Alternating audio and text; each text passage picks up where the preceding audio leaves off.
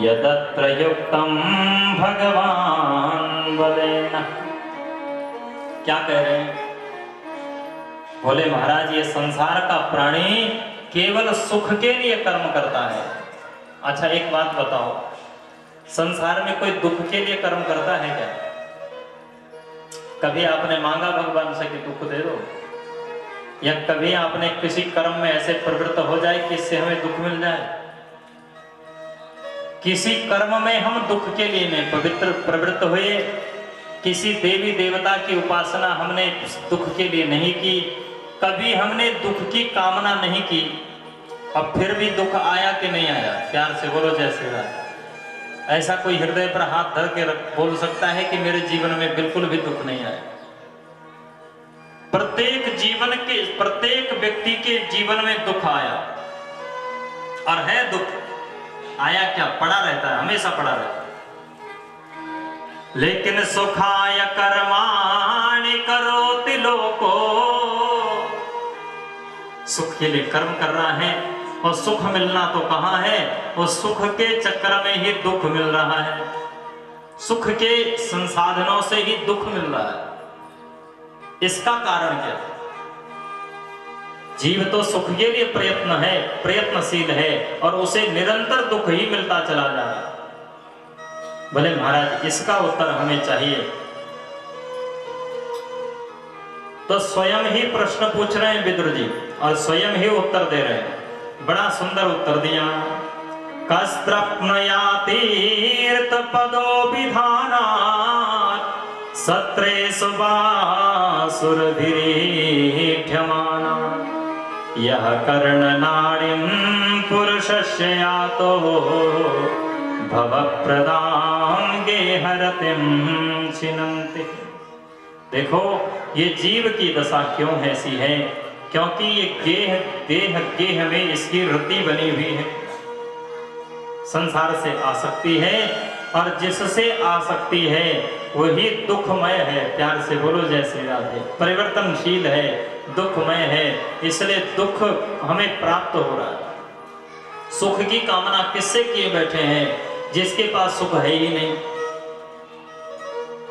कोई भिखारी व्यक्ति है, उसके पास कुछ भी नहीं है, उसके पास जाकर के कहो कि हमको 2-4 लाख रुपए दे दो, वो कहेगा मैं शाम के भोजन की बड़ी मुश्किल से तैयारी कर रहा हूं और तुम हमसे 4 लाख मांगने आए हो। अथवा किसी कपड़ा बेचने वाले की दुकान में जाओगे और वहां जाके कहोगे कि भैया हमको 4 किलो 10 किलो चावल दे दो, वो कहेगा हमारी दुकान तो कपड़े की है, चावल हमारी दुकान में नहीं मिलते। चावल लेने के लिए राशन वाले की दुकान में जाना पड़ेगा, कपड़ा लेने के लिए कपड़े वाले की दुकान में जाना पड़ेगा। संसार जो दुकान है वो दुख की दुकान है। अब ये दुख की दुकान में हम सुख लेने के लिए जाएंगे तो कैसे मिलेगा? वापस खाली हाथ लौटना पड़ेगा। कस्त्रप्नुया तीर्थ पदो विधानात् सत्रेषु वासुरभिरीढ्यमाना।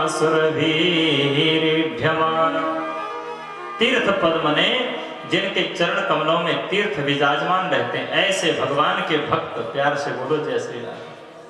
ऐसे भक्तों का संग करके उनके मुखारविंद से भगवान की कथा का श्रवण जो करता है, या कर्ण नाड़िम पुरुषम से यातो हो, कानों से उनकी कथा जब हृदय में प्रवेश करती है तो देह गेह रतिम छिनत्ति ही, ये संसार की जो रति है, आसक्ति है, उसका नाश हो जाता है और जिस सुख की हम कामना कर रहे हैं वो सुख वास्तव में हमें प्राप्त हो जाता है। सुख की कामना के लिए भगवान के भक्तों के मुखारविंद से भगवान की कथा श्रवण करना यही सर्वश्रेष्ठ उपाय है। ये जीव दुखी इसलिए है कि ये जीव भगवान की कथा सुनता नहीं है। देखो कथा हम लोग सुनते हैं, बहुत लोग सुनते हैं, सब सुनते हैं, पर जैसी कथा सुननी चाहिए वैसी नहीं सुनते। कथा सुन के यदि सुख प्राप्त नहीं हुआ, कथा सुन के यदि परमात्मा में आसक्ति नहीं हुई, भगवान में प्रेम नहीं हुआ, तो समझना अभी हमने कथा सुनी नहीं है ढंग से, जैसी सुननी चाहिए। क्योंकि यहाँ कर्ण नाड़िम पुरुषस्य यातो भव प्रदाम गेहरतिम छिनन्ति। जब तक ये संसार देह गेह की आसक्ति भंग नहीं होगी, तब तक आनंदमय भगवान में प्रेम नहीं होगा, और जब तक भगवान में प्रेम नहीं होगा तब तक सुख मिलेगा नहीं। तो ये उत्तर भी दिया। मैत्रेय मुनि ने कहा बिल्कुल आप बिल्कुल ठीक कह रहे हैं, आपका प्रश्न भी ठीक है, आपका उत्तर भी ठीक है। तो बोले महाराज जब सब कुछ ठीक ही है और कथा से ही सब कुछ ठीक होने वाला है तो आप कथा सुनाओ आगे। तब मैत्रेय महात्मा ने भगवान की कथा को प्रारंभ किया। सर्वप्रथम जो है सृष्टि का वर्णन सुनाया। नारायण की नाभि कमल से ब्रह्मा जी का प्रादुर्भाव हुआ और ब्रह्मा जी ने ब्रह्मनाल से कई बार ब्रह्मा जी ऊपर नीचे हुए, अपना पता नहीं लगा। तप शब्द सुनाई दिया तो तप शब्द सुनकर तपस्या में लीन हो गए। तपस्या के प्रभाव से भगवान प्रकट हो गए और भगवान ने कहा ब्रह्मा जी हमने ही तुमको प्रकट किया है, अब तुम जाओ सृष्टि करो। ब्रह्मा जी सृष्टि करने चले गए। उन्होंने अनेक ऋषियों को प्रकट किया पर कोई सृष्टि के कार्य में प्रवृत्त नहीं हुआ। प्यार से बोलो जय श्री राधे। जब कोई भी सृष्टि के कार्य में प्रवृत्त नहीं हुआ तब उन्होंने सोचा कि चलो एक जोड़ा बना देते हैं, तब वो अपने आप सृष्टि करते रहेंगे। तब मनु सद्रूपा को प्रकट किया और उनको कहा कि जाओ तुम सृष्टि का कर्म करो। जब वो गए तो धरती अपनी जगह पर नहीं थी, पृथ्वी उसे हिरण्याक्ष नाम का एक राक्षस ले गया था पाताल में। ब्रह्मा जी के पास आए। ब्रह्मा जी को उसी समय खींच आई और उसी समय 12 भगवान अवतरित हो गए। 12 भगवान ने हिरण्याक्ष से युद्ध किया और धरती को अपनी जगह पर स्थापित कर दिया। और मनु जी महाराज और शत्रुपा महारानी ने प्रथम राजा हुए, प्रथम चक्रवर्ती सम्राट हुए। अनेक प्रजा प्रकट हो गई, अनेक प्रजा प्रकट हो गई और सबके राजा जो है मनु जी को स्थापित कर दिया। देवहूति, आकुति, प्रसूति नाम की 3 कन्याएं हुई और उत्तानपाद और प्रेयवत नाम के 2 पुत्र हुए। इधर जो है कर्दम जी महाराज जो ब्रह्मा जी के पुत्र हैं, ब्रह्मा जी ने उनको आज्ञा दी कि जाओ सृष्टि का उत्पादन करने के लिए, विवाह की इच्छा के लिए तपस्या करो। कर्दम जी तपस्या करने लगे और तपस्या करते करते कर्दम जी भगवान प्रकट हो गए। भगवान ने कर्दम जी से कहा कि मांगो महाराज क्या वरदान चाहते हो। कर्दम जी ने कहा महाराज आप मिल गए, अब क्या चाहिए। बोले नहीं, तुम विवाह की इच्छा लेकर के तपस्या करने में प्रवृत्त हुए थे, इसलिए अब तुम्हें विवाह करना पड़ेगा। इधर से मनु जी महाराज अपनी पुत्री को लेकर आ रहे हैं, उनसे तुम विवाह करो। तो देवहूति माता को लेकर मनु जी महाराज आए। कर्दम जी महाराज के साथ में उनका विवाह किया। मनु जी चले गए और कर्दम जी जो एक कुटिया में रहते हैं अपनी पत्नी देवहूति को लेकर के प्रवेश किया। लेकिन देवहूति माता ने देखा कि इस कुटिया में तो महाराज ऊपर तो चूहे के ऊपर तो पक्षियों के घोंसले बने, नीचे चूहों के बिल बने, किसी के रहने लायक तो कोई जगह ही नहीं। कर्दम जी से कहा महाराज ये क्या है। बोले ये सब हमारे परिवारी जन हैं, यही साथ में रहते हैं रोज। तो यहाँ कुटिया में ये लोग रहते हैं तो आप कहाँ रहते हैं। बोले हम तो एक आसन में बैठे रहते हैं, वहीं सो जाते हैं, ध्यान करते रहते हैं, भजन करते रहते हैं। बोले चलो आप रहते थे वो तो बात ठीक थी, पर अब आपका विवाह हो गया, अब तो व्यवस्था होनी चाहिए। अरे हम हैं, कल के दिन बाल बच्चे होंगे, कहाँ रहेंगे इतने सारे लोग। कर्दम जी ने कहा कोई बात नहीं, अब बेटे भी तुम थोड़ी देर प्रतीक्षा करो, बस मैं थोड़ा भजन पूजन कर दूं अपना और उसके बाद अपने सब व्यवस्था बनाएंगे। और कर्दम जी बैठ गए। जैसे ही भजन करने के लिए बैठे तो कर्दम जी महाराज भजन करने के बाद कितने साल बाद उठे, 40,000 वर्ष बाद उठे। ये है भारत के संतों की विशेषता। एक बार थोड़ी देर के लिए कहते हैं और हजारों वर्षों तक बैठ जाते हैं। लेकिन कर्दम जी को धन्य नहीं है, धन्य तो देवहूति को है जो 40,000 वर्ष तक ऐसी अवस्था में बैठे हुए पतिदेव की प्रतीक्षा करती रही। कैसे भोजन किया, कैसे व्यवस्था की, सब अपने आप छुटाया। वृक्षों की खाल पहनकर रह गई, कंदमूल फल ले लेकर के भोजन किया, अपने जीवन का निर्वाह किया और पति के शरीर की भी सुरक्षा की, कहीं इनको कीड़ा न लग जाए, कोई पशु पक्षी चोंच न मार दे उसकी रक्षा भी करती, स्नान कराती। अरे पितृभ्याम प्रस्थिते साध्वी पति मिंगित को विदा नित्यं पर्यचर प्रीत्या भवानी भवम प्रभु। रोज अपने पतिदेव की सेवा करती, कैसे? जैसे माता पार्वती भगवान शंकर की सेवा करती है। आज 40,000 वर्ष बाद करदम जी की समाधि टूटी और सामने एक वृद्धा को देखा। 40,000 वर्ष बाद ऐसे थोड़ी रहेंगी जवान, झुर्रियां पड़ गई, बाल सफेद हो गए, तेल साबुन का कहीं नाम नहीं है, तो सो जटाएं बन गई, ऐसे बिल्कुल जम गया बाल। जो पिताजी जो साड़ी देकर वस्त्र देकर है तो सब खत्म हो गई, तार तार हो गई। वृक्षों की खाल पहन करके वो देवी खड़ी है। करदम जी ने देखा उस देवी को, पूछा देवी कौन है आप? देवहूति ने कहा भगवान आप भूल गए, हमारा विवाह हुआ है, हम आपकी पत्नी हैं। करदम जी सोचने लगे ये भगवान हमसे तो बड़ी भूल हो गई। अतुष्टो हमद्य तव मान अभिमान दाया शुश्रूषया परमया परया च भक्त्या यो देहि नामयमतीव सुहृत् सदेहो नावेक्षिता समुचितः क्षपितुं मदर्थे। हे देवी तुमने बहुत तपस्या हमारे लिए की है, अब मैं प्रसन्न हो गया हूं, मांगो क्या चाहती। अब थोड़ा ध्यान से सुनना, ये भारतवर्ष की मर्यादा है। 40,000 वर्ष तक अपने पतिदेव की प्रतीक्षा करती है, पर उस नारी ने कोई भी गलत कदम नहीं उठाया। आजकल के समय की बात होती तो कोई रहती है इतनी देर तक, या तो उस बेचारे को धक्के धुक्के देकर के खड़े उठा देती कि तुम माला ही जपते रहोगे, खाने पीने की व्यवस्था भी करो, और या तो खुद ही कुटिया छोड़ के कहीं और चली जाती।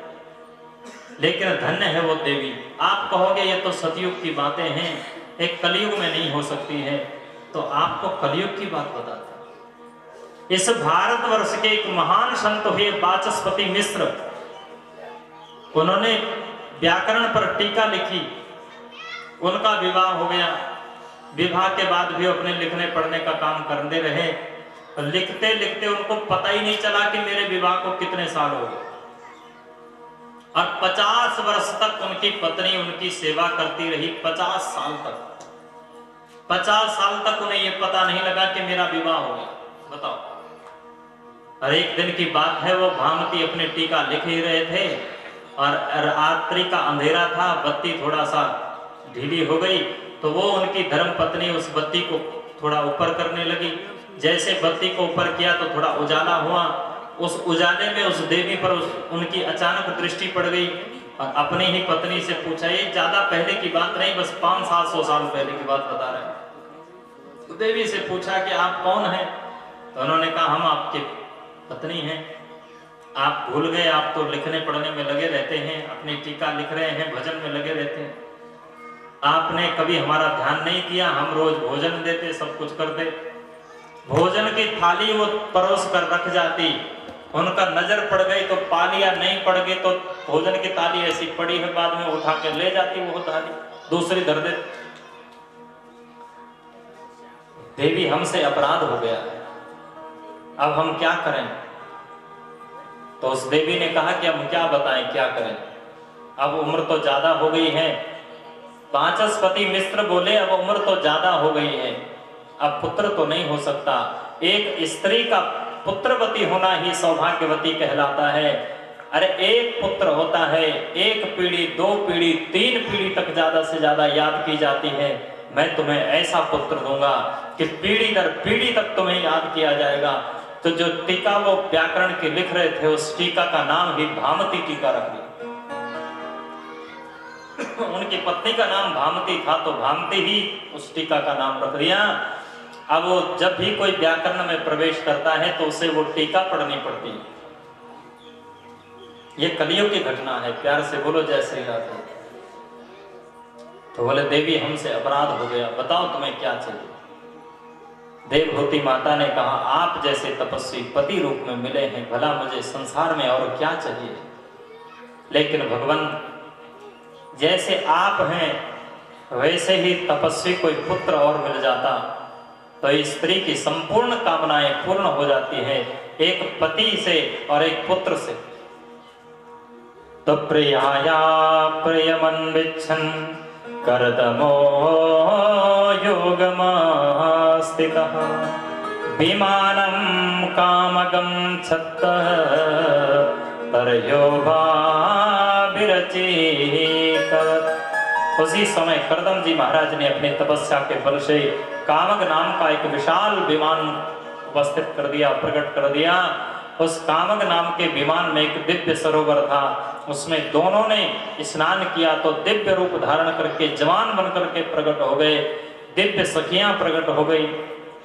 और कामग नाम का विमान ऐसा था कि यहाँ विचार करो कि वहां पहुंचना है तो वहां पहुंच जाता था, मन से चलता था वो। इच्छा हुई कि हमें बंबई पहुंचना है तो बंबई पहुंच गए, 1 सेकंड में पहुंच गए, ऐसा नहीं थोड़ी देर लग जाए। और मुंबई और दिल्ली बंबई की बात नहीं है, वो स्वर्ग लोक भी पहुंच जाता, शिवलोक भी पहुंच जाता, सत्य लोक भी, सब लोकों में पहुंच जाता। उस कामक विमान में स्वर्ग से भी बड़ी बड़ी संपदाएं पड़ी हुई थी, अनेक प्रकार की संपदाओं से वो विराजमान था, सारी सुख सुविधाएं थी। और देवहूति करदम ने हजारों वर्षों तक उसमें विहार किया और उनकी 9 कन्याएं उत्पन्न हुई। देवहूति, अरुंधति जैसी कन्याएं, 9 कन्याएं उत्पन्न हुई। अब तो एक दिन करदम जी ने प्रार्थना की, देवी अब बहुत हो गया संसार में रहना, विषय भोग बहुत हो गया, अब हम ये संसार छोड़कर जाना चाहते हैं। तो देवहूति जी ने कहा, भगवान आपके बहुत सारे कर्तव्य हैं, देखो बेटे के पिता पर उतना कर्तव्य, बेटे के पिता पर उतना भार नहीं होता है, बेटी के पिता का भार बड़ा होता है। आपके 9 कन्याएं हैं, जब तक इनके 9 का विवाह नहीं हो जाता तब तक आप कम से कम कहीं नहीं जा सकते। और भगवान के भक्तों का काम तो भगवान ही करते हैं। उसी समय ब्रह्मा जी आए और ब्रह्मा जी ने करदम जी से कहा कि तुम्हारे 9 पुत्रियां हैं, मेरे भी 9 बेटे हैं, और 9 बेटों के साथ में अपनी पुत्री का विवाह कर दो, एक ही बार में सबका विवाह हो गया। ऐसे भगवान की भक्ति करोगे, भगवान का भजन करोगे तो सारे काम भगवान की कृपा से अपने आप होते चले जाए।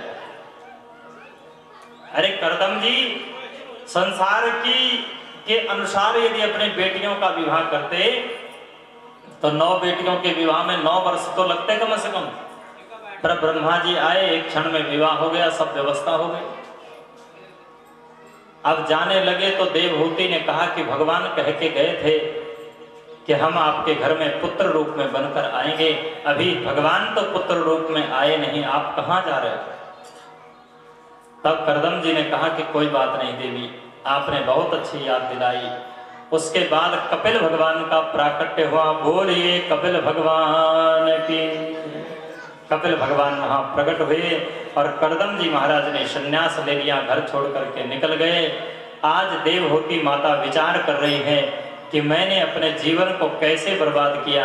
ऐसे परम तपस्वी तपोनिष्ठ पतिदेव हमारे थे और कभी उनके पास जाकर के सत्संग नहीं किया। मैं विषय वासनाओं की दौड़ में दौड़ती चली गई। लेकिन कोई बात नहीं, मेरे पतिदेव चले गए तो कोई बात नहीं, मेरा बेटा तो हमारे पास है, ये भी तो बहुत बड़े महान हैं, ये भी बहुत बड़े महात्मा हैं, साक्षात भगवान के अवतार हैं। और आज देवहूति माता ने अपने पुत्र को ही गद्दी पर बिठा दिया। प्यार से बोलो जय श्री राधे। एक बात और ध्यान से सुनना, सुनने वाले के प्रति श्रद्धा का भाव नहीं होगा तो वो ज्ञान हमारे हृदय में नहीं उतरेगा। देवहूति माता अपने ही पुत्र से कथा सुन रही है, लेकिन अपने पुत्र को पुत्र नहीं कह रही। यदि पुत्र कहेगी, पुत्र का भाव होगा तो ज्ञान उनके समझ में आने वाला है। ज्ञान को पाने के लिए तो महत्व बुद्धि रखनी पड़ेगी, श्रद्धा विश्वास रखना पड़ेगा। अपने ही बेटे से पूछ रही है, निर्विण्णा नितरा भूमन असनिन्द्रियतर्षणा येन संभाव्यमानेन प्रपन्नान्दतमः प्रभु। हे भगवान, ये मेरी इंद्रियां मेरे बस में नहीं हो रही है, इन इंद्रियों को वश में करने का कोई उपाय बताओ। देव दुर्लभ विषयों का मैंने भोग कर लिया है, देव दुर्लभ भोगों का भोग कर लिया है, पर ये इंद्रियां तृप्त नहीं हो रही हैं, रस रूप गंध शब्द स्पर्श की ओर दौड़ती चली जा रही। भगवान कुछ नहीं बोले, फिर प्रार्थना की, फिर भी नहीं बोले, नहीं बोले भगवान। क्योंकि भगवान की एक आदत है, जब तक कोई जीव भगवान के चरणों में गिर करके ये नहीं बोलता कि मैं तुम्हारी शरण आ गया हूं, तब तक भगवान कृपा नहीं करते। भगवान इसकी उपेक्षा करते हैं कि ताकि संसार बहायार्थम रक्षा अपेक्षा उपेक्षते, मैं इसकी उपेक्षा करता हूं कि जीव कहे कि मैं तुम्हारी शरण में हूं, ताकि संसार चक्कर चलता रहे। नहीं तो सबका कल्याण भगवान कर दे तो संसार ही खाली हो जाए। पर भगवान उपेक्षा रखते, रक्षा अपेक्षा उपेक्षते, कि कोई आकर के कहे कि मैं आपकी शरण में हूं तो ठाकुर जी कृपा करते हैं। माता देवहूति समझ गई कि ये क्या चाहते हैं, तो तम तागता हम शरणम शरणम, तम तागता हम शरणम शरणम, सभृत संसार तरो कोठारम, सभृत संसार तरो कोठारम, जिज्ञासया हम प्रकृते पुरुषस्य, जिज्ञासया प्रकृते पुरुषस्य, नमामि सधर्मविदां वरिष्ठं, नमामि सधर्मविदां वरिष्ठं, तं तागताहं शरणं शरणं, तं तागताहं शरणं शरणं। हे भगवान, मैं आपकी शरण में हूं, आप कृपा करो, मेरा उद्धार कैसे होगा। तो महाराज भगवान ने कृपा की और भगवान ने इंद्रियों को जीतने के अनेक उपाय बताए। योग आध्यात्मिक पुंसा मतो निःश्रेयसाय मे, अत्यंतो परत्रयत्र दुःखस्य च सुखस्य च। अनेक उपाय बताए। अंत में कहा कि मैया, ये सब उपाय जो है बड़े कठिन हैं, बड़े मुश्किल हैं। सबसे बढ़िया उपाय तो ये है कि संसार के जितने भोग हैं, जितने भी पदार्थ हैं, जितने भी विषयों के विषय हैं, वे सब विषय भगवान से जोड़ दिए जाएं, उसके बाद ग्रहण किए जाएं, तो उनमें कोई दोष नहीं रहता है। प्यार से बोलो जय श्री राम। ये सबसे बढ़िया उपाय है। ये उपाय तो लिख लो, हृदय पटल पर लिख लो। आप कोई भी भोग करते हो तो भोग माना जाता है, लेकिन जब वो भगवान से जुड़ जाता है तो वो प्रसाद माना जाता है, वो भोग नहीं माना जाता। आप बढ़िया से बढ़िया भोजन करो और बनाओ, बड़े चाव से बनाओ, प्रेम से बनाओ, भगवान को लक्ष्य करके बनाओ, ठाकुर जी को भोग धराओ, फिर पाओ, फिर वो प्रसाद हो जाएगा, भोग नहीं कहना है। आप बढ़िया से बस बढ़िया वस्त्र पहनो, ठाकुर जी को सामने अर्पण करो, अर्पण करके फिर धारण करो, भोग नहीं कहलाएगा, प्रसाद कहलाएगा। बड़े बड़े योगी यति ज्ञानी मुनि महाजन जिस माया को जीतने के लिए बड़ी बड़ी तपस्या करते हैं, उस माया को भक्त भगवान का प्रसाद ग्रहण करके जीत लेता। ये बात एकादश स्कंध में श्री उद्धव जी महाराज कह रहे हैं। त्वयोपभुक्त स्रग्गंध वासोऽलंकार चर्चितः, उच्छिष्ट भोजिनो दासा तब मायां जहे मये। भगवान, आपकी प्रसादी माला, आपका प्रसादी चंदन, आपका प्रसादी वस्त्र, आपके प्रसादी अलंकार, आपका प्रसादी भोजन, ये पाकर की ही मैंने माया को जीत लिया। इसलिए प्रभु प्रसाद सोच शुभग सुभाषा, प्रभु प्रसाद सोच शुभग सुभाषा, सादर जासो लहै नित नाशा, सादर जासो लहै नित नाशा, तुम्हि निवेदित भोजन करहि, तुम्हि निवेदित भोजन करहि, प्रभु प्रसाद पट भूषण धरहि, प्रभु प्रसाद पट भूषण धरहि। इस तरह से कोई करेगा तो माया को जीत जाएगा, विषय भोग उसको दोष नहीं लगेगा। इसलिए इन इंद्रियों के जो भोग हैं वो भगवान से जोड़ करके ग्रहण करो, भगवान को भोग लगाओ, भोजन करो, भगवान को अर्पित करो, वस्त्र पहनो, भगवान को अर्पित करो, चंदन धारण करो, भगवान को अर्पित करो और इत्र धारण करो, भगवान को अर्पित करो, अनेक प्रकार के अलंकार धारण करो, कोई दोष नहीं। पर जितनी सरलता से कह रहे हैं उतना सरल काम नहीं है। प्यार से बोलो जय श्री राधे। सरल है? सरल नहीं। जो लोग थोड़ा सा नियम बनाए, ठाकुर जी घर में रखे, नियम बनाए हैं कि भोग लगा के भोजन करना है, सब भोग लगा, वे भी, उनके साथ भी ऐसी दशा बन जाती है कि कभी कभी भोजन बन गया, कोई चीज बन गई, अच्छी चीज बना ली और बना करके पा ली, और फिर याद आया अरे भगवान भोग तो लगा ही नहीं। एक भगवान लक्ष्य नहीं है ना, भगवान लक्ष्य होते तो पहले भोग लगा। अरे भोग लगाने का मतलब है कि जब आप भोजन बना रहे हो तो खुद को लक्ष्य न बना करके भगवान को लक्ष्य बनाना चाहिए। ये विचार रखना चाहिए कि जो हम बना रहे हैं भगवान के लिए बना रहे हैं, अपने लिए नहीं बना रहे। भगवान को भोग लगेगा, भगवान के लिए बनेगा, भगवान को ऐसा पसंद है। और जो चीज भगवान को पसंद नहीं है वो न बनाए, पर फिर भी कहता है नहीं साहब ये तो बनाना ही पड़ता है, ऐसा तो करना ही पड़ता, भगवान के लिए अलग बना देंगे, अपने लिए अलग बना देंगे, तो काहे का भोग, काहे का प्रसाद। प्यार से बोलो जय श्री राधे।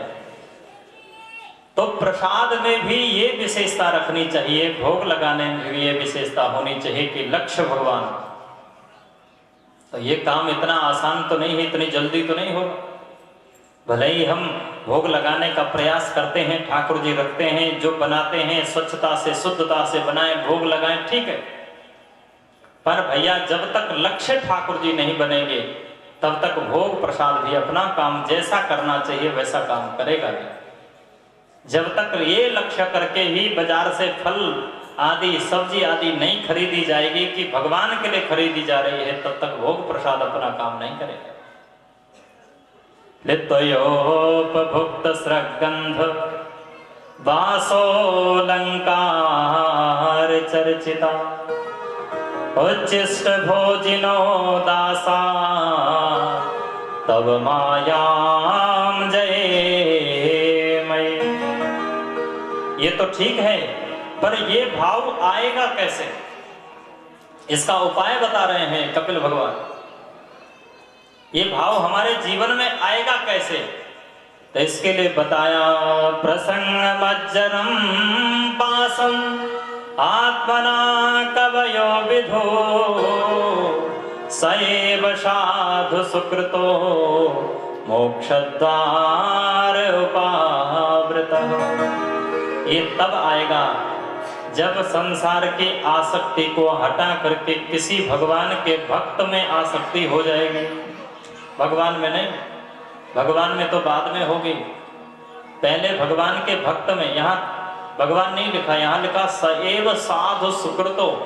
भगवान के जो भक्त हैं उनमें आसक्ति हो जाएगी तो सब काम अपने आप होता चला जाएगा। आप संतों का संग करोगे तो संतों के संग में रहते रहते सब सीख जाओ, तब ये सोचना विचारना नहीं पड़ेगा कि हमने ठाकुर जी को भोग लगाना हो। अपने आप आदत बन जाएगी कि ठाकुर जी को बिना अर्पण किए आप कुछ पा ही नहीं सकोगे, बिना भगवान को भोग लगा के कुछ ले ही नहीं पाओगे। जल भी ग्रहण करोगे तो मन से आंख बंद करके हृदय बिहारी को स्मरण करके तब जलपान करोगे। ये कब होगा? बोले प्रसंगमज्जरम पासम आत्मना कवयो विधो सएव साधु सुकृतो मोक्षद्वार उपावृतः। तो सतान प्रसंगान मम वीर संविदो भवन्ति ऋतकर्ण रसायना कथा तज्जोषणादा सपवर्ग वर्त्मने श्रद्धारतिर्भक्तिरनुक्रमिष्यते। जब हम संतों के पास जाएंगे तो संत भगवान की बढ़िया बढ़िया मीठी मीठी कथा सुनाएंगे। हम भगवान की कथा सुन करके धीरे धीरे हमारा चित्त जो है वो भगवान के चरण कमलों में लगने लग जाए। बड़े बड़े साधन हैं संतों के पास नाम जप कराने के। आज कहेंगे हमारे यहाँ उत्सव है, हमारे यहाँ कथा है, हमारे यहाँ जन्माष्टमी है, हमारे यहाँ शिवरात्रि है, हमारे यहाँ रामनवमी है, हमारे यहाँ एकादशी का व्रत है, आ जाना प्रसाद बनेगा, ये होगा सो होगा। और जीव न चाहते हुए भी भगवान से अपने आप जुड़ता चला जाएगा, प्रसाद भी पाएगा। तो संतों के यहाँ ऐसे थोड़ी प्रसाद हमारे तरह की बस आए और चबर चबर शुरू हो गए। संतों के यहाँ प्रसाद पाने से पहले भगवान का कीर्तन किया जाता।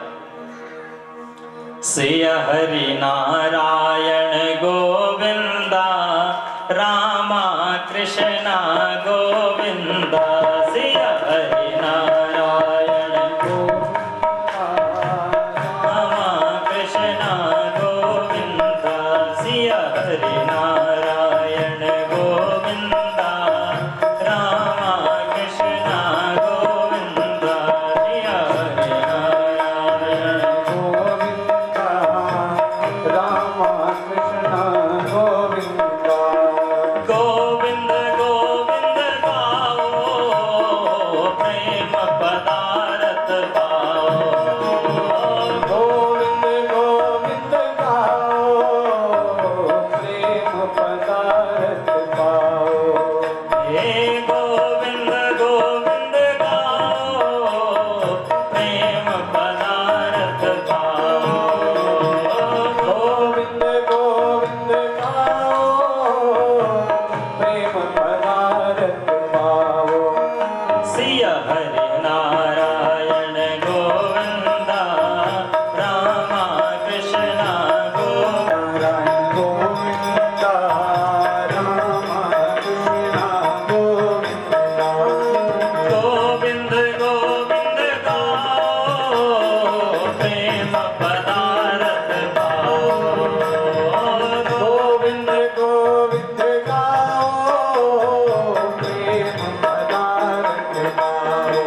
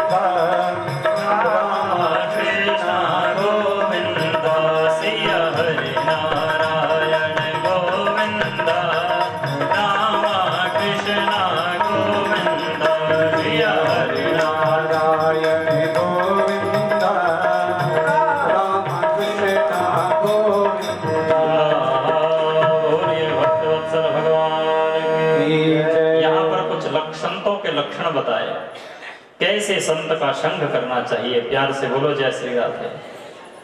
ये लक्षण यदि हमें पता हो तो महाराज जीवन में हमें कभी धोखा नहीं मिलेगा।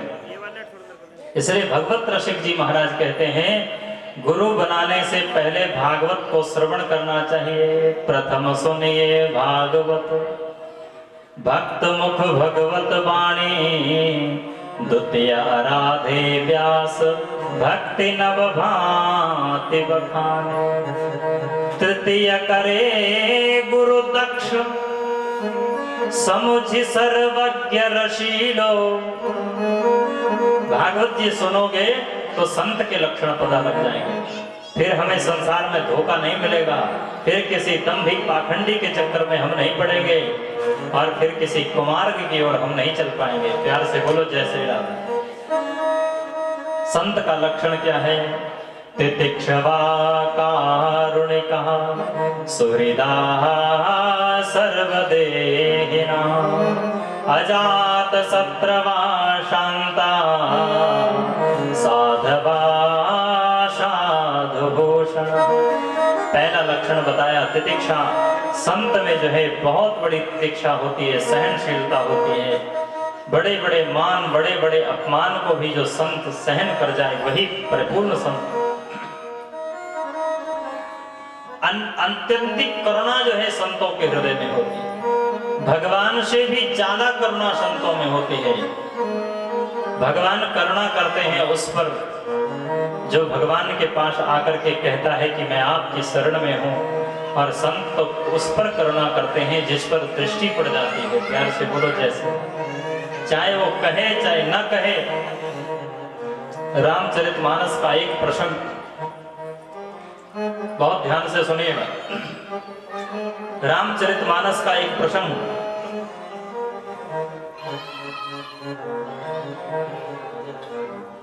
जयंत जो है ना इंद्र का बेटा, तो राम जी ने बाण मारा, कुशा का बाण मारा, अभिमंत्रित किया, ब्रह्मास्त्र बन गया, दौड़ता चला गया, इंद्र के पास गया, ब्रह्मा जी के पास गया, शंकर जी के पास गया। नारद जी को सामने देखा पर नारद जी के पास नहीं गया। उसने सोचा जो शंकर और ब्रह्मा हमारी रक्षा नहीं कर पाए तो नारद जी भला क्या कर पाए। लेकिन हम इतना सा अंश कहना चाहते हैं कि संत की करुणा क्या होगी। नारद जी को जयंत ने पुकारा नहीं, पैर पकड़े नहीं, पास में आया नहीं। नारद देखा विकल जयंता, नारद देखा विकल जयंता, लागी दया को मल चित संता, लागी दया को मल चित संता। नारद जी तुरंत उसके पास आ गए, दया लग गई, करुणा की। जयंत से कहा, जयंत तो वापस राम जी के शरण में चला जा। जयंत ने कहा महाराज अब किस मुंह को लेकर के वापस जाऊंगा। बोले तुमने अभी राम जी का प्रभाव देखा है, तुमने अभी राम जी का स्वभाव नहीं देखा। कि अस स्वभाव कहो सुनहु न देखो, अस स्वभाव कहो सुनहु न देखो, एक केस रघुपति सम देखो, एक केस रघुपति सम देखो। ऐसा भगवान का स्वभाव है। पर कैसे संत का स्वभाव है? भगवान तो आस करते हैं कि कोई हमारी शरण में आएगा तब हम कृपा करेंगे, पर संत की करुणा तो ऐसी होती है, कोई शरण में आए चाहे ना आए, बस एक बार जीव सामने से गुजर भर जाए, संत की दृष्टि पड़ भर जाए, बस उसका कल्याण हो जाता है। तो तितिक्षवा कारुणिका सुहृदा सर्वदेहिना, अजात शत्रवा शांता साधवा साधुभूषण। चलो पूज्याचार्य जी महाराज भागवत प्रेमी देवी प्रसाद बद्रीनाथ वाले, इनके चरणों में कोटि कोटि नमन। उनके साथ आए हुए मंच पर विराजमान हमारे पुजारी मंडपाचार्य विद्यासागर शर्मा व म्यूजिशियन वाले भाई, सभी को नमस्कार। बहुत ही आनंद आ रहा है, बहुत मधुर कथा महाराज जी के द्वारा सुनाई जा रही है। तो आज की जो ज्योति प्रज्वलित अदा करने की जो रस्म है वो हमारी बहनों के द्वारा की जाएगी। रजनी, गीता व रजनी शर्मा व गीता वर्मा के द्वारा। तो साथ में हमारी महिला संकीर्तन मंडल की बहनें भी इनके साथ देंगी। सभी आगे आ जाएंगी। मैं नाम बोलता हूँ बहनों का। हमारी बहनें जब भी बहुत बढ़िया बढ़िया सुंदर सुंदर भजन सुनाते हैं तो हम इन सभी का धन्यवाद करते हैं। चरणों देवी धीमान जो इस महिला संकीर्तन मंडल की प्रधान हैं, रमा देवी जी हैं जांगड़ा, रजनी शर्मा जी, गीता वर्मा जी, गायत्री शर्मा, उषा कंसल,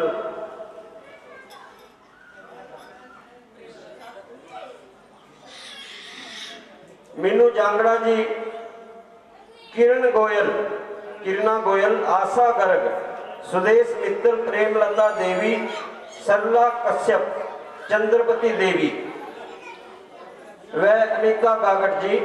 तो इन सभी बहनों का के प्रयास से जो ये कथा का आप आज आनंद ले रहे हैं, सब इनकी करके मतलब पूरी लगन के साथ इन्होंने डोर टू डोर घूम के पूरे नगर की मतलब इसमें सबका चुन पुन, सबका जैसा भी जिसको मिला, जहां से मिला, सभी की आहुति इसमें डलवाई है। ये इनका बहुत ही प्रयास रहा। तो सभी बहनों का मैं बहुत बहुत तहे दिल से धन्यवाद करता हूँ, आभार व्यक्त करता हूँ। बहनों के नाम से जोरदार ताली, सभी इनका मान सम्मान बढ़ाने के लिए जोरदार ताली बजाएंगे। धन्यवाद। भगवान से प्रार्थना करते हैं कि भगवान इनके परिवार में सुख शांति दे और ऐसे ही इनकी लगन भगवान के चरणों में लगी रहे। तो थोड़ा और दान है, 500 रुपए हमारी संतोष मैया जी इस भागवत कथा में दे रही हैं और 500 रुपए हमारी संतोष मैया की एक सहेली हैं, वो भी पावन कथा में दे रही हैं। धन्यवाद उनका भी। शिवम कुमार, शिवम 500।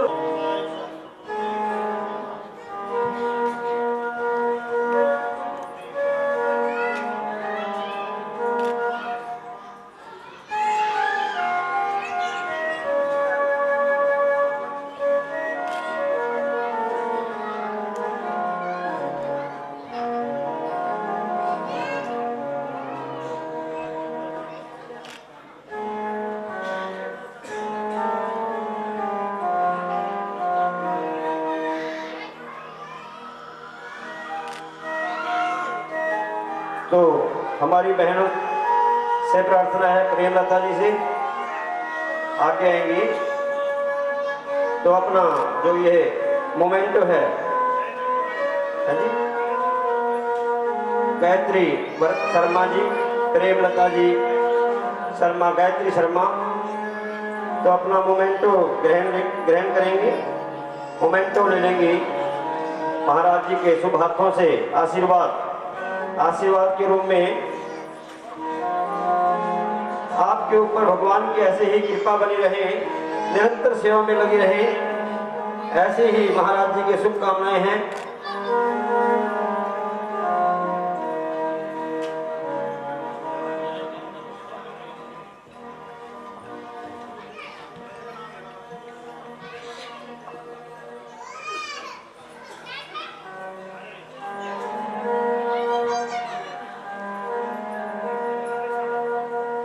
गायत्री जी महाराज जी से आशीर्वाद ले रही हैं। गायत्री शर्मा,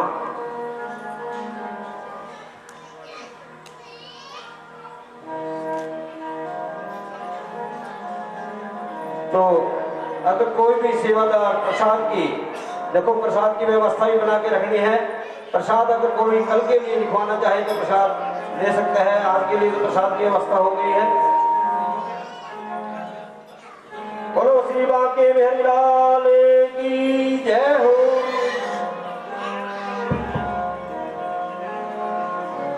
जो हमारी बहनें रह गई हैं मोमेंटों के बगैर, उनको कल देंगे। धन्यवाद। बोले वृंदावन बिहारी लाल के। सतां प्रसंगान मम भीर संविदान्तः। साधवा साधुभूषण। साधु का पहला लक्षण है तितिक्षा, दूसरा लक्षण है करुणा, तीसरा लक्षण है सुहृद और चौथा लक्षण है अजात शत्रु। संत का कोई शत्रु पैदा ही नहीं होता। जो किसी को अपना शत्रु, सब में परमात्मा का ही दर्शन करे तो किससे दुराव करे बताओ। निज प्रभु माया देखहि जगत कैसन करहि दुराव। शत्रुता तो तब होगी ना जब किसी दूसरे को देखेंगे।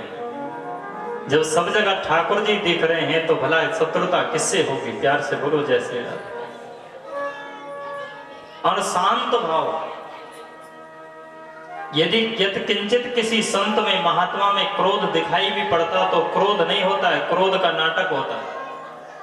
संसार को दिखाने के लिए नाटक होता है, पर भीतर से सदा सर्वदा शांत संत रहता है। इसलिए उसे संत कहते हैं। जो शांत रहता है वही संत है। अमयन्यनेन भावेन भक्तिं कुर्वन्तु ये दृढा। मत्कृते त्यक्त कर्माणा त्यक्ता स्वजन बांधवः। अनन्य भाव से भगवान की भक्ति करे और भगवान की भक्ति के लिए किसी को छोड़ना पड़े तो छोड़ने में पीछे न हटे, तुरंत छोड़ दे। जाके प्रिय न राम वैदेहि तजियता ही कोटि वैरी सम। यद्यपि परम स्नेह। बहुत से गुण बताए साहब, लेकिन संत का लक्षण क्या है? सबसे बड़ा लक्षण यह है, अपने शरण में आए हुए जीव को वो तिरस्कार नहीं करता। हम कैसे भी हैं, पापी हैं, दुराचारी हैं, दुष्ट हैं, पापात्मा, दुरात्मा हैं, यदि किसी सत्पुरुष की शरण में चले गए तो अब हमारा कल्याण सुनिश्चित है, इसमें कोई संदेह नहीं। जन्म जन्मांतर का पापी भी संत शरण में जाकर के उसका कल्याण हो जाता है। कोई ज्ञानी भक्त संत शरण में जाता है तो सदगुरु उसको रास्ता बता देते हैं कि देखो भाई ये रास्ता है, ऐसे चल के जाना है, वहां पहुंचना है, तो वो चल के जाता है, पहुंच जाता है। कोई कहे कि महाराज हमें तो चलना नहीं आता, हम तो अटक भटक जाएंगे, प्यार से बोलो जय श्री राधे, हम तो अटक भटक जाएंगे। ऐसे भक्त के लिए संत कहते हैं आप हमारा पल्ला पकड़ के चलो, हाथ पकड़ के चलो। और यदि संत का पल्ला पकड़ लिया तो अटकेंगे भटकेंगे कैसे? बोले अटकोगे भटकोगे तो तब जब हम अटकेंगे भटकेंगे। आंख वाले का पल्ला पकड़ लिया तो निश्चित ही मंजिल मिलेगी, जहां पहुंचना है जी वहां पहुंच जाएगा। हमें पकड़ लो, पकड़ लो एक बार, प्यार से बोलो जय श्री राधे, छोड़ना नहीं। देखो इंजन से कोई कितना भी अच्छा डिब्बा हो, एसी 3 टियर हो, 2 टियर हो, कैसा भी डिब्बा हो, सोने का डिब्बा बना दिया जाए ट्रेन का, लेकिन यदि इंजन से नहीं जुड़ा होगा तो वो डिब्बा अपने गंतव्य तक नहीं पहुंच सकता। लेकिन भले ही भंगार भरा हुआ हो, उसमें कोयला भरा हुआ हो, चाहे लोहा लक्कड़ भरा हुआ हो, लेकिन जो डिब्बा इंजन से जुड़ा रहता है वो अपने गंतव्य तक पहुंच जाता है। हम पकड़े रहेंगे सतगुरु का, संत जनों का साथ, तो हमें अटकेंगे भटकेंगे नहीं। इसलिए लुटी लुटी मौज बड़ी लुटी, जदों दा तेरा पल्ला फड़िया। लुटी लुटी मौज बड़ी लुटी, जदों दा तेरा पल्ला फड़िया। लुटी लुटी मौज बड़ी लुटी, जदों दा तेरा लड़ फड़िया। लुटी लुटी मौज बड़ी लुटी, जदों दा तेरा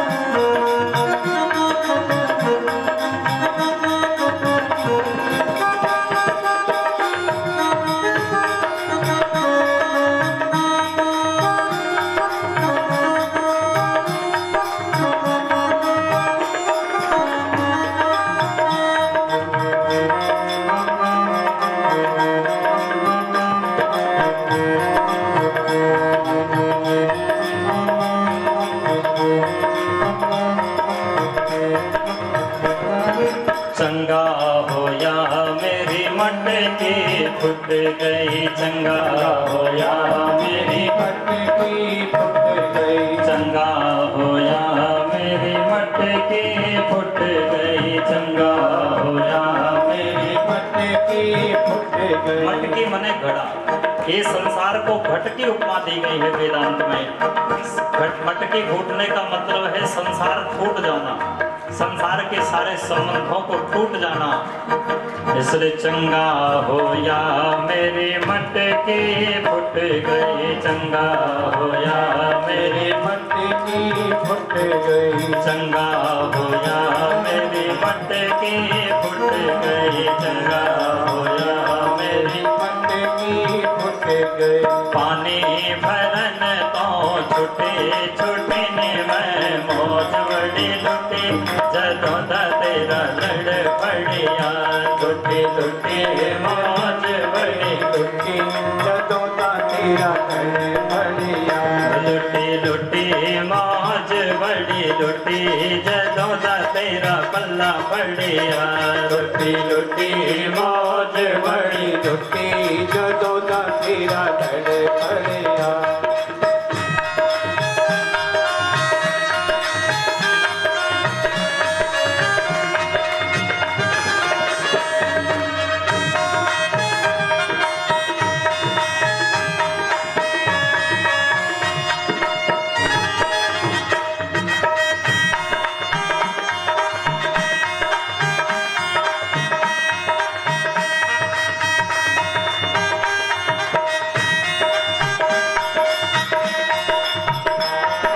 चंगा होया मेरी ग्वानन रुस गई, चंगा होया मेरी ग्वानन रुस गई, चंगा होया मेरी ग्वानन रुस गई, चंगा होया मेरी ग्वानन रुस गई। चुगला करन तो छुटी छुटी में मौज बड़ी लुटी, जदों दा तेरा पल्ला पड़िया, लुटी लुटी मौज बड़ी लुटी, जदों दा तेरा पल्ला पड़िया, लुटी लुटी मौज बड़ी लुटी, जदों दा तेरा पल्ला पड़िया, लुटी लुटी मौज बड़ी लुटी, जदों दा तेरा पल्ला पड़िया।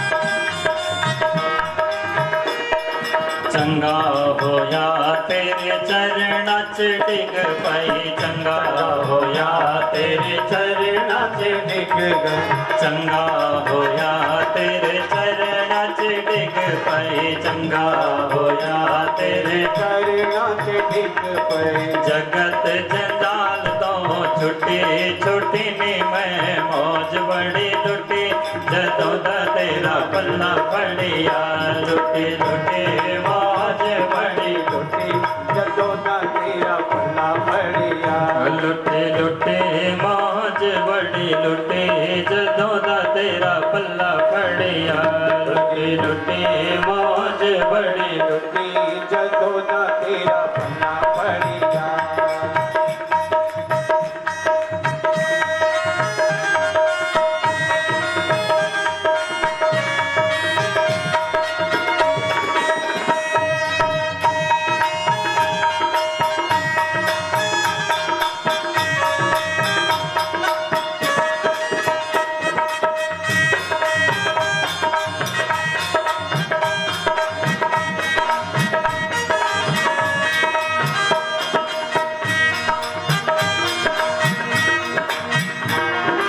चंगा होया मैनू माला मिल गई, चंगा होया मैनू माला मिल गई, चंगा होया मैनू माला मिल गई, चंगा होया मैनू माला मिल गई। नाम जपन तो जुटी जुटी नी मैं मौज बड़ी लुटी, जदों दा तेरा पल्ला पड़िया, लुटी लुटी मौज बड़ी लुटी, जदों दा तेरा पल्ला पड़िया, लुटी लुटी मौज बड़ी लुटी, जदों दा तेरा पल्ला पड़िया, लुटी लुटी मौज बड़ी लुटी जदों दा बढ़िया, छुट्टी छुट्टी जगह तो छुट्टी जदों दा तेरा लड़ पड़िया, छुट्टी छुट्टी जगह तो जदों दा तेरा पल्ला बढ़िया,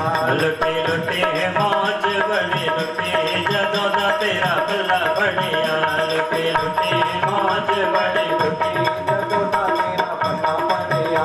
जय गोविंद गोविंद गोपाला, जय गोविंद गोविंद गोपाला, मेरो मुरली मनोहर नंद लाला, मेरो मुरली मनोहर, नंदलाला, मेरो मुरली मनोहर नंद लाला, मेरो मुरली मनोहर, नंदलाला, मेरो मुरली मनोहर नंद लाला, मेरो मुरली मनोहर। नंदलाला, जय गोविंद गोविंद गोपाला, जय गोविंद गोविंद गोपाला, मेरो मुरली मनोहर नंद लाला, मेरो मुरली मनोहर नंदलाला, जय गोविंद गोविंद गोपाला, जय गोविंद गोविंद गोपाला, मेरो मुरली मनोहर नंद लाला, मेरो मुरली मनोहर नंदलाला, मेरो मुरली मनोहर नंद लाला, मेरो मुरली मनोहर नंदलाला, मेरो मुरली मनोहर नंद लाला। बोलिए सद्गुरुदेव। प्रयास नहीं करना पड़ेगा कि हम भोग लगाएं तब पाएं, अपने आप होता चला जाए। एक बात आपको अनुभव की बताएं, गुरु आज्ञा में बड़ा बल होता है। आप ऐसे किसी चीज का विचार करो कि हम ऐसा करेंगे तो नहीं होगा। लेकिन जिनके प्रति आपका गुरु भाव है, गुरु भाव जिनके प्रति है, वे यदि आज्ञा कर दें तो उसमें बड़ा बल होता है हमारा। न चाहते हुए भी वो काम अपने आप होता चला जाता है। प्यार से बोलो जैसे जाता है। श्रद्धा पूर्वक यदि गुरुजनों का संग हमने किया है, श्रद्धा पूर्वक यदि गुरुजनों का आश्रय हमने ग्रहण किया है, संत जो आदेश करेंगे, जो आज्ञा करेंगे महाराज, उसके पालन में कोई प्रतिबंध कहीं से आ ही नहीं सकता। आप एक बार श्रद्धा पूर्वक गुरु आज्ञा लेकर के कोई भी साधन प्रारंभ करो, उस साधन में कहीं प्रतिरोध आएगा ही नहीं। वो सब व्यवस्थाएं आपके लिए बनती चली जाएंगी। और ऐसे अपने मर्जी से करने लगोगे तो तीसरे चौथे दिन गड़बड़ हो जाएगी। गुरु आज्ञा से जो होगा वो सर्वश्रेष्ठ होगा। मन को, इंद्रियों को जीतने का इससे बढ़िया तरीका और नहीं है। माया के बारे में पूछा, भगवान कपिल ने बड़ा सुंदर उत्तर दिया। और माया से बचने का सबसे बढ़िया उपाय क्या है? बोले भगवान का ध्यान करना चाहिए। चरण कमलों से लेकर नखशिख तक भगवान का ध्यान। कि संचिंतये भगवत चरणारविंदम वज्रांकुशध्वज सरोरुहलांछनाढ्यम् उत्तुंग रक्त विलसनक चक्रवाल ज्योत्सनाभिराहत महत्हृदयांधकार। नख से सिख तक भगवान का ध्यान करते रहो। धीरे धीरे धीरे धीरे माया, विषयों की माया से छुटकारा मिल जाता है। भगवान का ध्यान क्या है और ये संसार क्या है? संसार प्रेत की तरह है। तो एक किसी तांत्रिक ने ना प्रेत सिद्ध किया। प्यार से बोलो जय श्री कृष्ण। हमारे श्री गुरुदेव ये श्रवण कराते हैं। बोले एक किसी तांत्रिक ने प्रेत को सिद्ध किया। प्रेत की सिद्धि जो होती है बहुत जल्दी हो जाती है, पर होती बड़ी भयंकर है, खतरनाक है, अपने लिए बहुत बड़े घातक होती है। तो प्रेत सिद्ध कर दिया। उस प्रेत ने कहा जो काम दोगे वो 1 मिनट में कर दूंगा, और शर्त यह है कि मुझे तुरंत दूसरा काम देना पड़ेगा, और यदि मुझे काम नहीं दोगे तो मैं तुमको खा जाऊंगा। उसने बोला बड़ी मुसीबत है। उसने सोचा इसको काम देता रहूंगा तो ये बेचारा काम पे लगा रहेगा, मुझको खाने का अवसर नहीं मिले, काम तो बहुत पड़े हैं। आज जो काम दे दे, मेरे खेत जोत दो तो 1 मिनट में जोत ले, मेरा मकान बना दो तो 1 मिनट में बना ले, मकान में रंग रोगन कर दो तो 1 मिनट में कर ले, ऐसा कर लो, सब कर ले। और थोड़ी देर बाद 1 मिनट बाद फिर खड़ा हो जाए कि लाओ काम नहीं तो खाते हैं। अब तो महाराज वो घबराया। अब घबरा करके एक सिद्ध महात्मा के पास गया, एक भगवान के भक्त महात्मा के पास आया और महात्मा के शरण में आया। महाराज मैंने प्रेत को सिद्ध किया पर खतरा हो गया, अब एक काम देता हूं 1 मिनट में खत्म करता है, फिर मुझे खाने के लिए दौड़ता है। तो महात्मा ने कहा ऐसा करो, अपने आंगन में एक बड़ा सा खंबा गाड़ दो, एक डंडा गाड़ दो, बड़ा बांस का डंडा गाड़ दो। उस प्रेत को कहो कि इस डंडे पर चढ़ो उतरो, चढ़ो उतरो, चढ़ो उतरो, जब तक दूसरा काम न मिल जाए तब तक चढ़ते उतरते रहो। तो प्रेत बेचारे को काम दिया, बोले इस पे चढ़ो फिर उतरो, फिर चढ़ो फिर उतरो। वो चढ़े उतरे, चढ़े उतरे, चढ़े उतरे, 2-3 दिन तक चढ़ता उतरता रहा। जब कोई काम की आज्ञा नहीं मिली तो प्रेत समझ गया कि अब हमको दूसरा काम मिलने वाला नहीं है, तो प्रेत धीरे धीरे वहां से चला गया। इसका मतलब क्या है, हम सब जीव जो है वो तांत्रिक ही हैं, अघोरी हैं हम लोग। अघोरी क्यों है? प्रेत का खा रहे हैं। प्यार से बोले बाप दादाओं का खा रहे हैं, प्रेत का ही खा रहे हैं, मरे हुए लोगों का खा रहे हैं। बाप की जायदाद है, पिता की है, दादा की जायदाद है, सब मरे हुए हैं, उनका खा रहे हैं। तो हम तांत्रिक हैं, हमारे पीछे विषयों का भूत लगा हुआ, और विषयों का भूत हमें दौड़ा रहा है। ये काम करो, 2 काम करो, ये मकान बना दिया, वो खेत बना दिया, वो कर दिया, वो कर दिया, वो खत्म ही नहीं हो रहा। अब इससे बचने का उपाय, किसी संत के पास जब हम जाते हैं तो संत बताते हैं भगवान का नख से सिक तक ध्यान करते रहो। जब ये मन रूपी प्रेत जो है वो नख से सिकते ध्यान में लगा रहेगा, ऊपर नीचे ऊपर नीचे, और धीरे धीरे संसार के चक्र से इससे छुटकारा मिल जाएगा, विषय के प्रेत से हमको छुटकारा मिल जाएगा। इसलिए निरंतर भगवान का ध्यान करना चाहिए। कपिल भगवान ने बताया कर्म की गति को जीव भोगता है, कर्म से ही उसका जन्म होता है, जन्म लेकर के अनेक कर्म करता है, और अंत में उस कर्मों के जाल में ही संसार की याद करता हुआ मृत्यु को प्राप्त होता है। और पुनरपि जननम पुनरपि मरणम पुनरपि जननी जठरे शयनम, यह संसारे खलु दुस्तारे, कृपया पारे पाहि मुरारे। भज गोविंदम भज गोविंदम, गोविंदम भज मूढ़मते। इसी चक्कर में पड़ा रहता है। तो जो भगवान का भजन करता है, नाम लेता है, उसका उद्धार हो जाता है। और जो इसी विषय वासनाओं के चक्कर में पड़ा रहता है वो फिर से 84 के चक्कर में पड़ जाता है। बड़ा सुंदर उपदेश किया। माता देवहूति प्रसन्न हो गई और माता देवहूति ने कहा भगवान हमारी समझ में तो एक बात आई है, अहो वत्स पचो तो गरिया, यद जिह्वाग्रे वर्तते नाम तुभ्यं, ते पुह तपस्ते जहुवो सस्नुरार्या, ब्रह्मानो चुरनाम गृणन्ते। देखो कोई ब्राह्मण कुल में जन्म ले और भगवान से प्रेम न करे तो उसके ब्राह्मण होना भी सार्थक नहीं है, और कोई शपथ कुल में जन्म ले भगवान का भक्त हो जाए तो उसका शपथ कुल में जन्म लेना भी सार्थक है। प्यार से बोलो जय श्री राम। भगवान की भक्ति में न तो जाति का भेद है, न वर्ण का भेद है, न लिंग का भेद है, किसी का भेद नहीं है।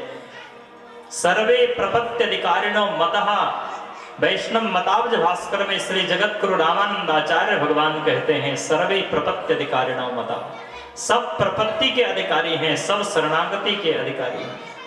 बड़े बड़े ब्राह्मणों में भी ज्ञान हो, यज्ञ हो, तप हो, स्वाध्याय हो, अनुसूया हो, सारे गुण हो, लेकिन भगवान की भक्ति न हो तो ऐसे ब्राह्मण तो किस काम का। देखो ब्राह्मणों का स्थान बहुत ऊंचा है, कोई कम नहीं आंकना। प्यार से बोलो जय श्री राम।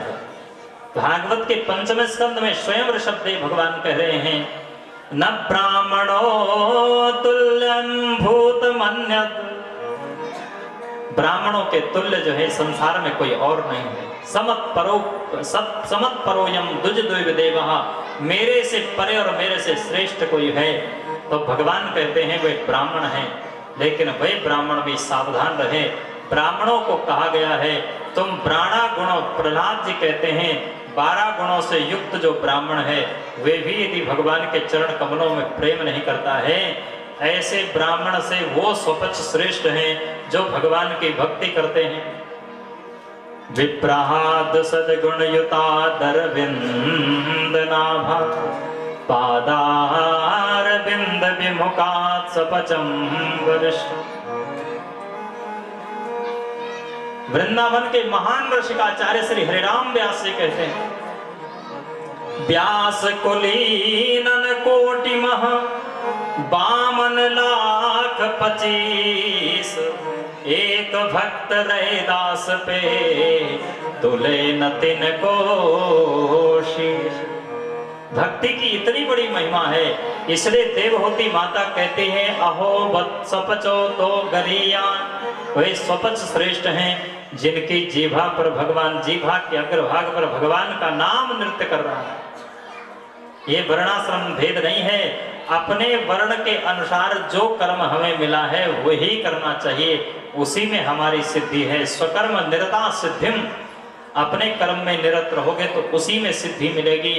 परंतु भैया भगवान का भजन तो कोई भी कर सकता है, अपने कल्याण का अधिकार प्रत्येक जीव को है। इस भारतवर्ष में बड़े बड़े ऐसे भक्त हुए हैं जिन्होंने सामान्य से सामान्य कुल में जन्म लिया, पर बड़े बड़े ब्राह्मण भी उनकी बलिहारी जाते हैं। वर्ण धर्माभिमान तजी अपद रज बंद हो जासुकी। बड़े बड़े वर्ण धर्मों का अभिमान छोड़ करके बड़े बड़े ब्राह्मण देवता भी हरिदास श्री रैदास जी महाराज के चरणों की धूल को अपने मस्तक पर लगाते। ऐसे अहोवत स्वपचो तो गरेयान यद जिह्वाग्रे वर्तते नाम तुभ्यम, जिनके जीभा पर नाम है वे स्वपच भी श्रेष्ठ हैं।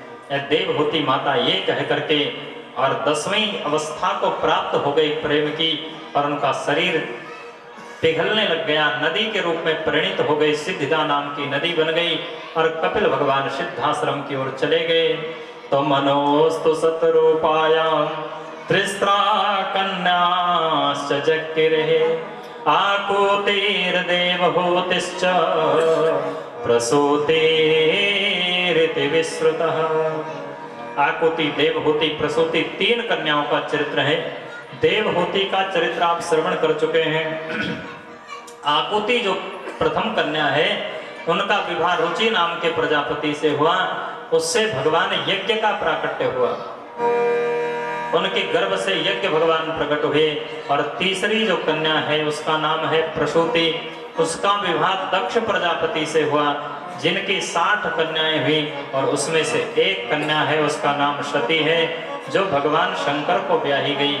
इस पर जो है विदुर जी महाराज ने पूछा कि भवे शीलवतां श्रेष्ठे दक्षो दुहित्रवत्सलः विद्वेषमकरोत् कस्मात् अनादृत्यात्मजां सतीम्।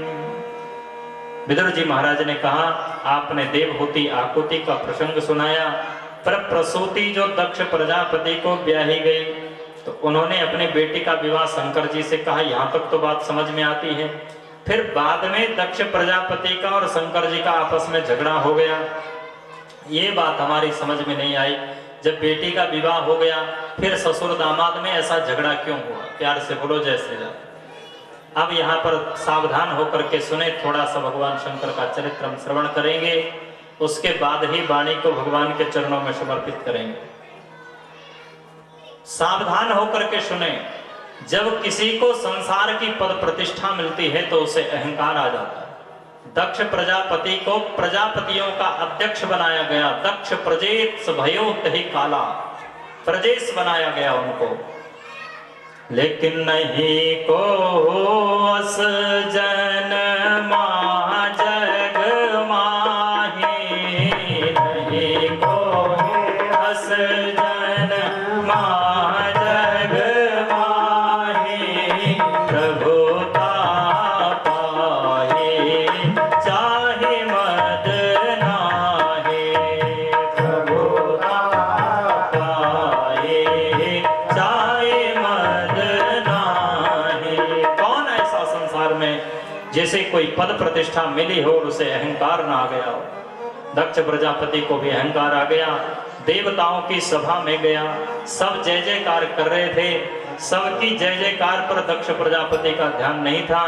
देख रहा था कोई ऐसा तो नहीं है जो मेरी जय जयकार न कर रहा हो।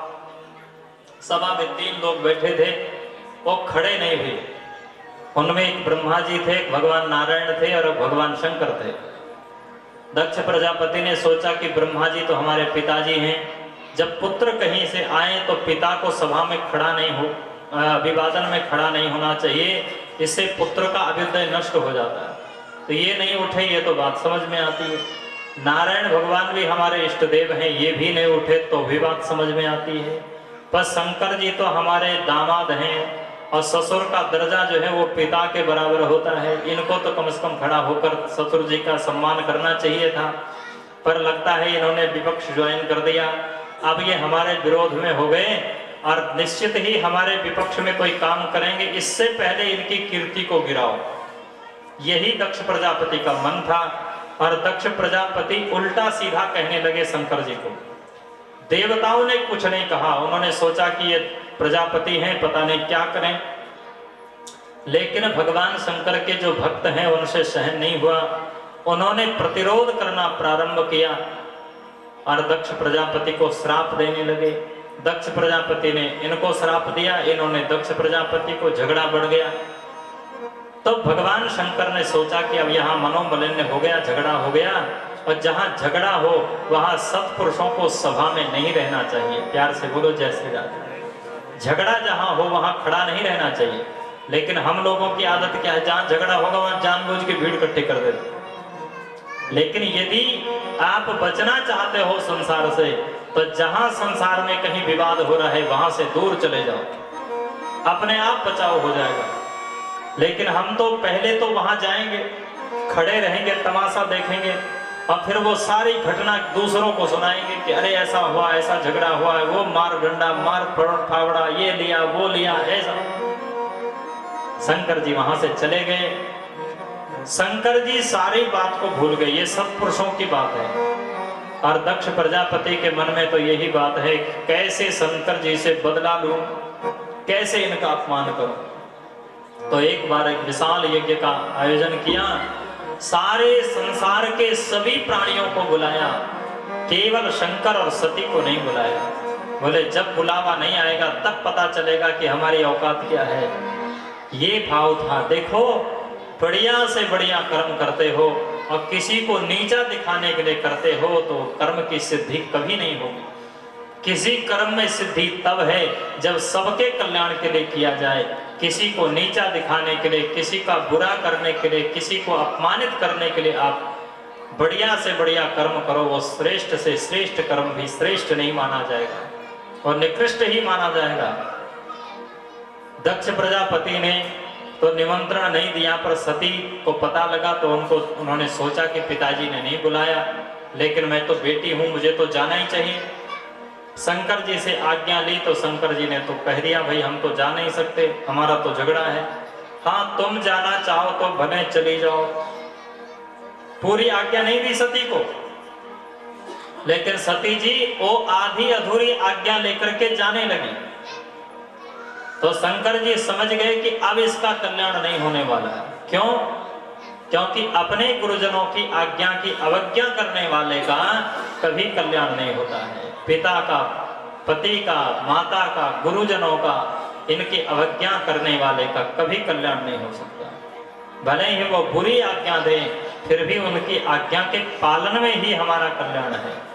सती जाने लगी तो शिव पुराण के अनुसार शंकर भगवान ने 60,000 गणों को साथ में भेजा, बोले तुम सब जाओ सती की सुरक्षा करना, क्योंकि जानते थे शंकर भगवान वहां क्या होने वाला है।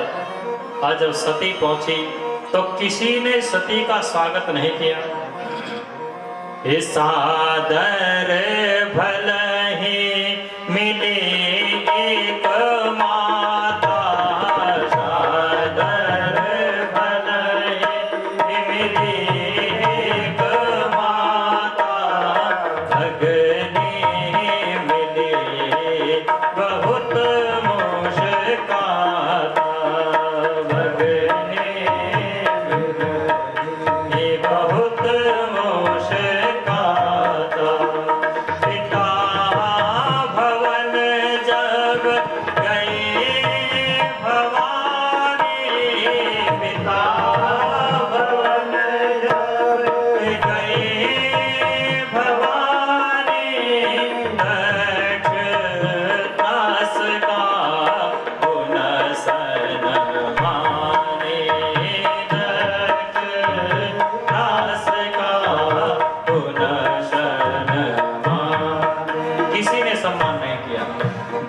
मुस्कुरा के मिली, केवल माता ने सती को हृदय से लगाया। बड़ा दुख हुआ सती को, अरे ये मेरी इतनी अच्छी अच्छी बहनें थी, इतना लाड, इतना प्यार, इतना प्रेम करती थी, आज देखो पिताजी हमसे नाराज हैं, हमारे पतिदेव से नाराज हैं और ये भी हमसे मुंह मोड़ने लग गई। यही संसार का स्वार्थ है। जब सती माता ने भीतर प्रवेश किया, यज्ञशाला का दर्शन किया, तो उस यज्ञशाला में कहीं भी भगवान शंकर का स्थान नहीं देखा। तब माता सती को बड़ा रोष आया। दक्ष प्रजापति को कहा, हे दक्ष प्रजापति, ये शरीर तुम्हारे तेज से उत्पन्न हुआ है, इसलिए इस शरीर से मुझे बड़ी ग्लानि है, अब मैं ये शरीर धारण नहीं कर सकती। तुरंत योगाग्नि में जल करके सती माता ने शरीर को भस्म किया। भगवान के रुद्रगण यज्ञ विध्वंस करने लगे, पर भृगु जी महाराज ने ऋभु नाम के देवताओं को प्रकट किया और देवताओं का शंकर भगवान के गणों से बड़ा युद्ध हुआ, सबको परास्त किया। ये खबर जब शंकर जी ने सुनी तो शंकर जी को बड़ा क्रोध आया और शंकर जी ने अपनी एक जटा उखाड़ दी। जटा उखाड़कर जैसे पर्वत पर पटकी, वहां से वीरभद्र नाम का भगवान शंकर के अंश से ही एक दिव्य रुद्रगण प्रकट हो गया। बोलिए वीरभद्र भगवान की, बोलिए शंकर भगवान की जय। वो चंडीस नाम के रुद्रगणों की सेना लेकर के गया और जितने भी ऋभु देवता थे सबके अंग भंग कर दिए, सब देवताओं के अंग भंग कर दिए, सब आचार्यों को उनकी दक्षिणा प्रदान कर दी। प्यार से बोलो जय श्री राम। ऐसी दक्षिणा दक्ष प्रजापति की यज्ञ में आचार्यों को वीरभद्र जी ने दी कि वो दक्षिणा वो जीवन भर नहीं भूले। किसी के दांत तोड़ दिए, किसी की आंखें फोड़ दी, किसी की दाढ़ी नोच ली। आचार्य जी थे मुख्य यज्ञ कराने वाले, उनकी दाढ़ी उखाड़ ली भृगु जी की। उद्गाता थे, उनके दांत तोड़ दिए, और जो दृष्टा थे उनके आंखें फोड़ दी। जिसका जो काम था, जिससे करना था, वही खत्म कर दिया। और मुख्य जजमान जी जो दक्ष प्रजापति थे, उनके सिर को उखाड़ करके हवन कुंड में डाल दिया। हाहाकार मच गए, कैसे यज्ञ पूरा होगा, जजमान ही नहीं रहे, क्या करें। चलो शंकर जी के शरण में चलो। तो सारे लोग मिलकर के शंकर जी की शरण में आए, प्रार्थना करी। तो भगवान शंकर ने अमृत का प्रस्ताव करके और मृत्युंजय आदि का प्रयोग करके और एक बकरे का सिर जो है दक्ष प्रजापति के सिर पर जोड़ा, पुनः दक्ष प्रजापति को जीवित कर दिया। दक्ष प्रजापति ने बड़ी सुंदर भगवान शंकर की स्तुति की और फिर भगवान प्रकट हुए, सबने भगवान की स्तुति की। ऐसा सुंदर चरित्र है भगवान शंकर का। और वही माता सती फिर राजा हिमांचल के घर में पार्वती बनकर के अवतरित हुई और अवतरित होकर पुनः उनका भगवान शंकर से विवाह हुआ। और फिर उनके घर में गणेश और कार्तिकेय जैसे 2 पुत्र उत्पन्न हुए। बड़ा सुंदर परिवार है भगवान शंकर का। सब परिवार में एक दूसरे के विरोधी हैं, पर कोई किसी से झगड़ा नहीं करता। क्यों नहीं करता है? आप चाहते हो आपके घर में झगड़ा ना हो तो उपाय बता देते हैं, जो उपाय शंकर जी करते हैं वही करो। शंकर जी के घर में कोई किसी से झगड़ा नहीं करता, क्योंकि सब भगवान के नाम लेने में लगे रहते हैं। शंकर जी नाम लेने में लगे रहते। तुम पुने राम राम दीन राते, तुम पुने राम राम दीन राते, सादर जपो अनंग हराते, सादर जपो अनंग हराते। निरंतर भगवान शंकर दिन रात भगवान के नाम लेने में लगे रहते, और माता पार्वती भी नाम लेने में लगी रहती है। सहस नाम श्याम सुने शिव वाणी, सहस नाम श्याम सुने शिव वाणी, जप जे ही प्रिय शंभ भवानी, जप जे ही प्रिय शंभ भवानी। भगवान गणेश भी नाम लेने में लगे रहते हैं। महिमा जासो जाने गण राओ, महिमा जासो जाने गण राओ, प्रथम पूज्यत नाम प्रभाओ, प्रथम पूज्यत नाम प्रभाओ। क्या कहना, भगवान शंकर ऐसे नाम प्रेमी हैं। कोई भक्त उनकी तपस्या करता है तो बिना सोचे विचारे आशीर्वाद दे देते हैं। तो भगवान ने कहा कि इतने बिना सोचे विचारे क्यों देते हो, थोड़ा विचार कर लिया करो। शंकर जी बोले जब तक विचार करेंगे तब तक हमारा नाम छूट जाएगा। कोई हमारी उपासना करे तो हम जल्दी जल्दी छुटकारा पाते हैं कि इसको दे दो और उससे छुट्टी करो, अपना भगवान के भजन में लगे रहो। ऐसे भगवान शंकर हैं। क्या भगवान शंकर का चरित्र है साहब, प्यार से बोलो जय श्री राधे। ऐसे शंकर जी का चरित्र है, निरंतर भगवान के नाम में लगे रहते हैं, पार्वती के सहित लगे रहते हैं, इसलिए इनके घर में कभी झगड़ा नहीं होता है। प्यार से बोलो जय श्री राधे। इन्हीं भावों के साथ में वाणी को भगवान के चरणों में समर्पित करें। और हमारे श्री हरीश जी आपको भगवान शंकर का कोई भजन आपको श्रवण कराएंगे, तो भगवान शंकर जी की कोई महिमा आप श्रवण कराइए।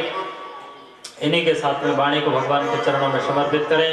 बोलिए वृंदावन बिहारी लाल के, शंकर भगवान के, जगत जननी जगदम्बा माता की जय। जय श्री राधे, जय जय श्री राधे, जय जय श्री राधे श्याम।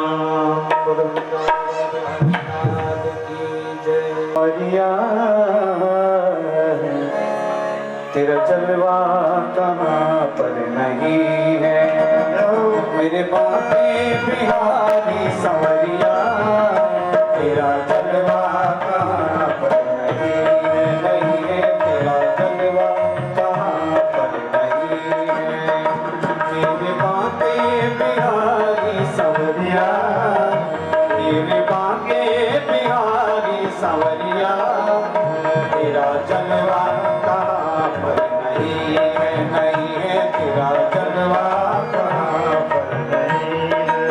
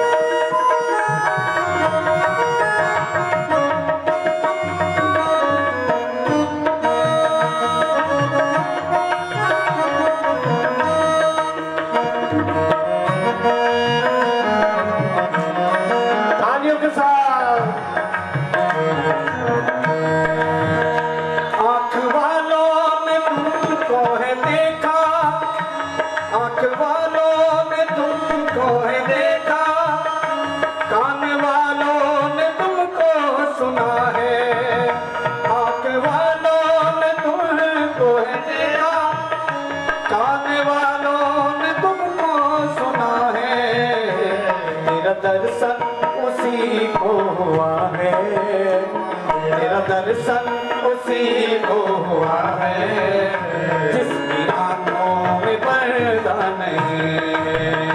तेरा दर्शन उसी को हुआ है, जिसकी आंखों में पर्दा नहीं है।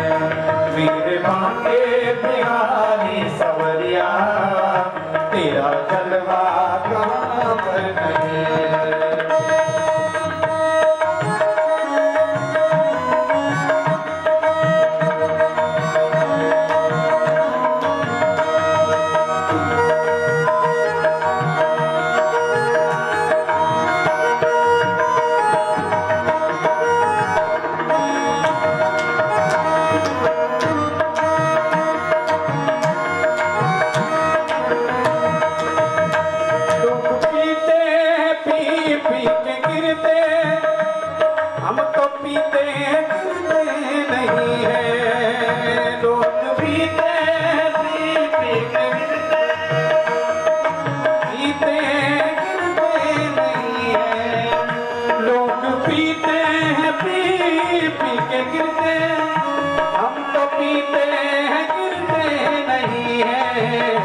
हम तो पीते हैं, हम तो पीते हैं सत्संग के प्याले, तेरा गोरी मदीरा नहीं है। मेरे बांके बिहारी संवरिया, तेरा जलवा नहीं है। ओ मेरे बांके बिहारी संवरिया, तेरा जलवा कहाँ पर नहीं है, नहीं है तेरा जलवा कहाँ पर नहीं है। मेरे बांके बिहारी संवरिया, मेरे बांके बिहारी संवरिया, तेरा जलवा कहाँ पर नहीं है, नहीं है तेरा जलवा कहाँ पर नहीं है, नहीं है तेरा जलवा कहाँ पर नहीं है। बोलो वृंदावन बिहारी लाल की जय।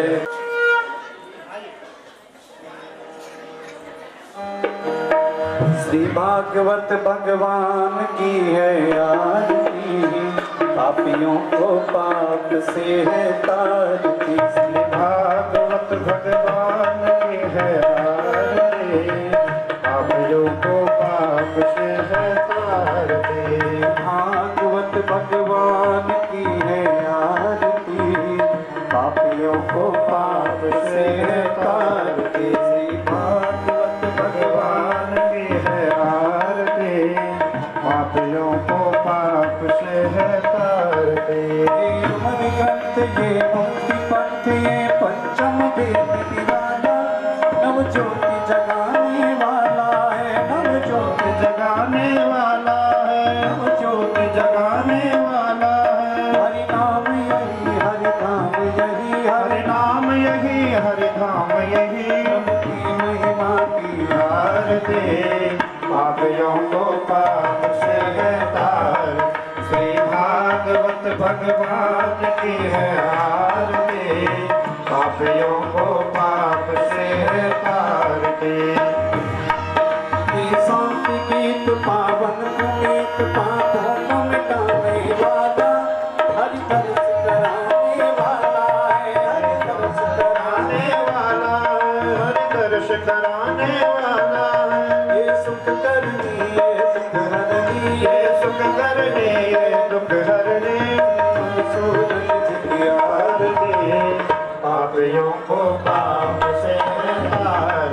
श्री भागवत भगवान की है आरती, पापियों को पाप से है तारती। मधुर बोल संत बोल सन्मार्ग दिखाने वाला, बिगड़ी को बनाने वाला है।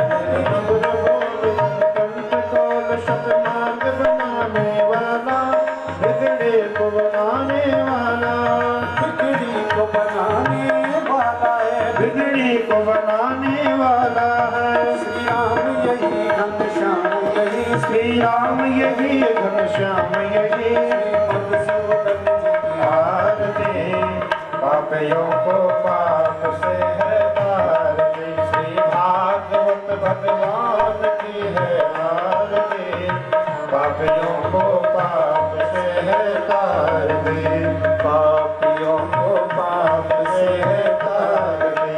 कर्पूर गौरम करुणावतारम संसार सारम जगद्रहारम, सदा वसन्तं हृदयारविन्दे भवं भवानी शरणं नमामि। जीवमाता सविता त्वमेव, त्वमेव बन्धो च शिक्षः त्वमेव, त्वमेव विद्यारविणं त्वमेव, त्वमेव सर्वं मम देवदेव।